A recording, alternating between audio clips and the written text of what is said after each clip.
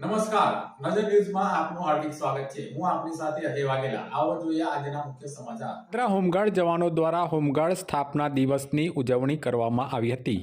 Police અને પ્રજા વચ્ચે સેતુરૂપ ભૂમિકા બંધાય તેવા ઉદ્દેશથી પ્રજાના પ્રતિનિધિઓનું એક સંગઠન ઊભું કરવામાં આવ્યું હતું, જેની 6 ડિસેમ્બરના રોજ મુંબઈ રાજ્ય હોમગાર્ડ યુનિટની સ્થાપના કરવામાં આવી હતી। જેની ઉજવણીના ભાગરૂપે પાદરા હોમગાર્ડ યુનિટ દ્વારા પાદરા નગરના વિવિધ જાહેર માર્ગો પર ફ્લેગ માર્ચ યોજવામાં આવી હતી અને સાથે જ વૃક્ષારોપણ કાર્યક્રમ, સ્વચ્છતા અભિયાન કાર્યક્રમ, રમતગમત કાર્યક્રમ કરવામાં આવ્યા હતા।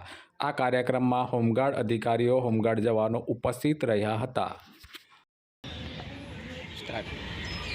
આજે 6 ડિસેમ્બર હોમગાર્ડ સ્થાપના દિન નિમિત્તે અલગ અલગ પ્રકારના પાદરા યુનિટ દ્વારા કાર્યક્રમો કરવામાં આવ્યા હતા। તે નિમિત્તે પાદરા ટાઉનમાં માર્ચ પાસ્ટ તેમજ સ્વચ્છતા અભિયાન, વૃક્ષારોપણ તેમજ રમતગમતનું વિશેષ આયોજન કરવામાં આવ્યું હતું। તેમાં પાદરા યુનિટના ઓફિસર કમાન્ડિંગ સહિત એનસીઓ તેમજ હોમગાર્ડ સભ્યોએ ભાગ લીધો હતો। હોમગાર્ડ દળની સ્થાપના મોરારજી દેસાઈના સમયમાં 6 ડિસેમ્બરના રોજ મુંબઈ ખાતે સ્થાપના કરવામાં આવી હતી। તેનો હેતુ માત્ર ને માત્ર સુરક્ષાનો હતો।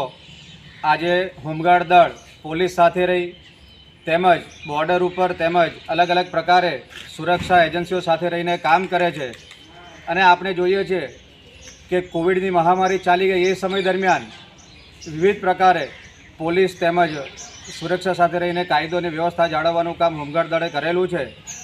તેમજ હોમગાર્ડ દળ એનું એક સૂત્ર છે નિષ્કામ સેવા।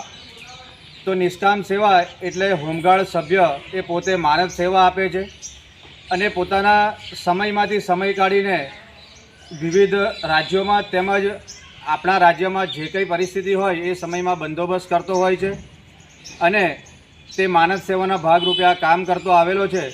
એની સાથે સાથે વ્યસન મુક્તિ જેવા વિવિધ કાર્યક્રમો પણ હોમગાર્ડ દળ દ્વારા કરવામાં આવે છે।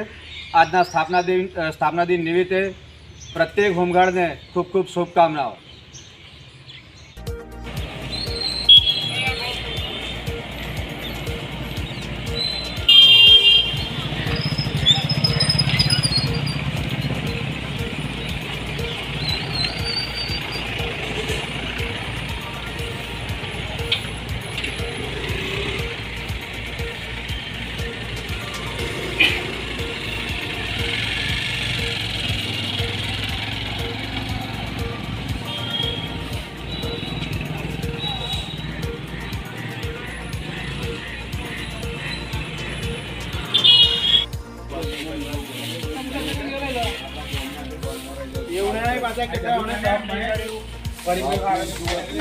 પહેલું બધું આ બાજુ હા